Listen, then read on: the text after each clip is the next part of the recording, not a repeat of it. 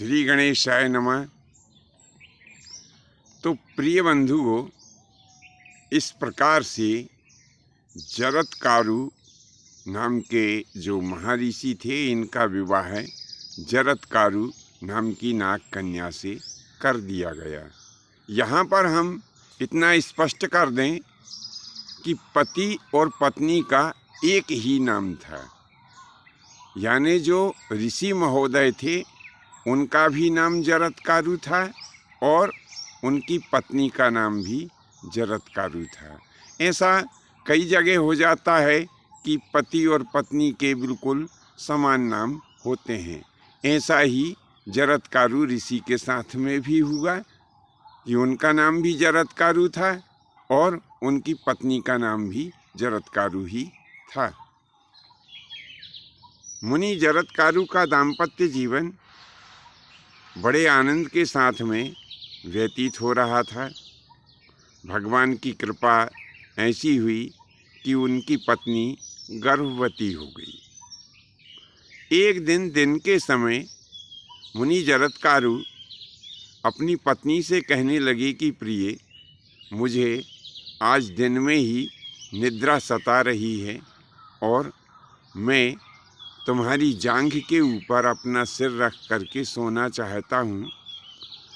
साथ ही मेरी आज्ञा का तुम पालन करना कि चाहे कुछ भी हो जाए मुझे निद्रा से मत जगा देना। उनकी जो पत्नी थी, पति की आज्ञा शिरोधार्य की और अपनी जांघ के ऊपर उनका सिर रख लिया। जरत्कारु मुनि गहरी निद्रा में सो गए। संध्या का समय आकर उपस्थित हो गया और नेम ऐसा है कि किसी भी मनुष्य को सायंकाल सोना नहीं चाहिए, क्योंकि जो सूर्य अस्त के समय सोता है उसके सारे सुकर्म नाश को प्राप्त हो जाते हैं।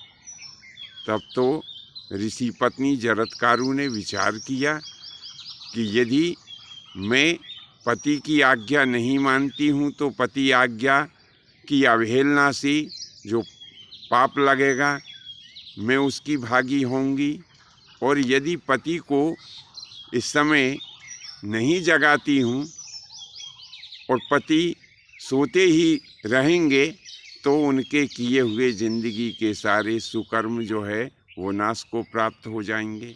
बड़ी असमंजस की घड़ी थी, क्या करना चाहिए, पति की आज्ञा माने या पति को जगा दें। तो उन धर्मात्मा ऋषि पत्नी ने विचार किया कि पति की आज्ञा की अवहेलना कर देना इस समय उचित रहेगा, क्योंकि यदि हम उनकी आज्ञा की अवहेलना नहीं करेंगे तो पति तो सायंकाल सोते ही रहेंगे, और जब सायंकाल सोते रहेंगे तो उनका किया हुआ जिंदगी का सारा अच्छा कर्म वो नाश को प्राप्त हो जाएगा। तो मुझे पति का धर्म बचाना चाहिए, ऐसा विचार करते हुए और उन्होंने अपने पति जरत्कारु ऋषि को जगा दिया। ऋषि को बड़ा ही क्रोध आ गया, क्यों जगाया तुमने? मैंने तुम्हें आज्ञा दी थी कि मुझे मत जगाना, चाहे भले ही मेरे पहले के किए हुए अच्छे कर्म नाश को प्राप्त हो जाते, लेकिन तुमने मेरी आज्ञा की अवहेलना की है।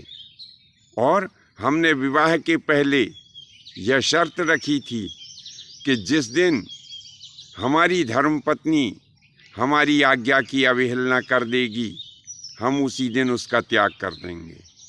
इसीलिए पूर्व वचनों के वशीभूत होकर मैं आज से ही गृहस्थ आश्रम धर्म का त्याग करके और तपस्या करने के लिए जा रहा हूँ।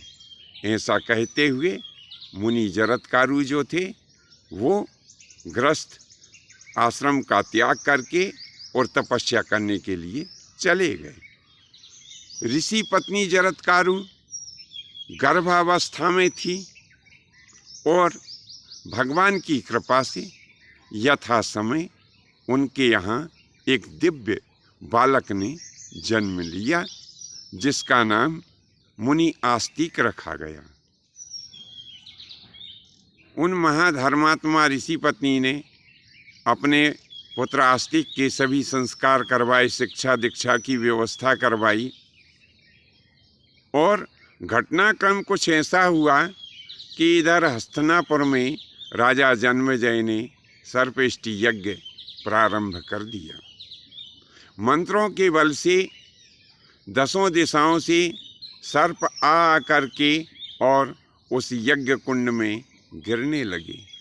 कुछ सर्प भयभीत होकर जगह जगह जाकर के छिप गए। इन सब का वर्णन अलग अलग पुराणों में प्राप्त होता है। जैसे मणिनाग नर्मदा के जल में जाकर के छिपा, करकोटक विंध्याचल की गहन गुफाओं में जाकर के छिप गया, कालिया नाम का नाग यमुना जी में जाकर के छिप गया, वासुकी नाम का नाग समुद्र में जाकर के छिप गया, और तक्षक नाम का नाग इंद्र के आसन के नीचे जाकर के छिप गया। तब जब सब नाग आकर के और यज्ञ कुंड में कूदने लगे, लेकिन तक्षक नहीं आया, तब जन्मेजय ने सभी ब्राह्मणों से कहा कि मेरा शत्रु, मेरा जो परम शत्रु तक्षक है, वो अभी तक क्यों नहीं आया।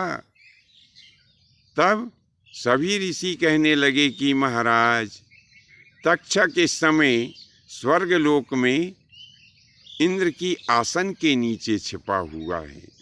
तब तो जन्मेजय कहने लगे कि फिर देर किस बात की, अरे सिंहासन सहित उस इंद्र को भी खींच लो। उस इंद्र ने मेरे शत्रु तक्षक को शरण दी है, इसलिए इंद्र को भी उसका फल मिलना चाहिए। ऐसा जब राजा जन्मेजय ने कहा, तब ऋषि लोग इंद्र सहित तक्षक को बुलाने का उपक्रम करने लगे।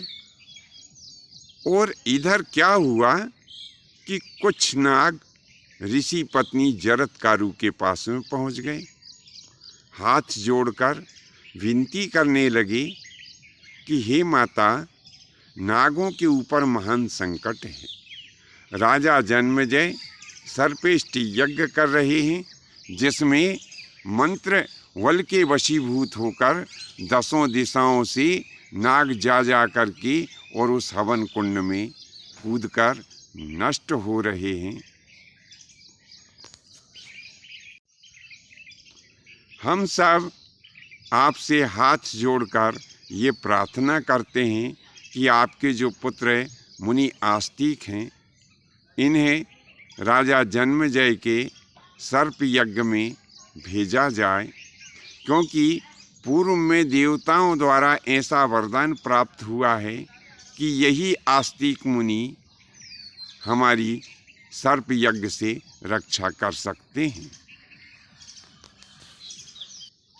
वे वहाँ जाकर अपने तपोबल के प्रभाव से राजा जन्मेजय सहित समस्त ऋषियों को सम्मोहित करके और जन्मेजय द्वारा किए जा रहे सर्प यज्ञ को बंद करके और नागों की रक्षा करने में सक्षम हैं।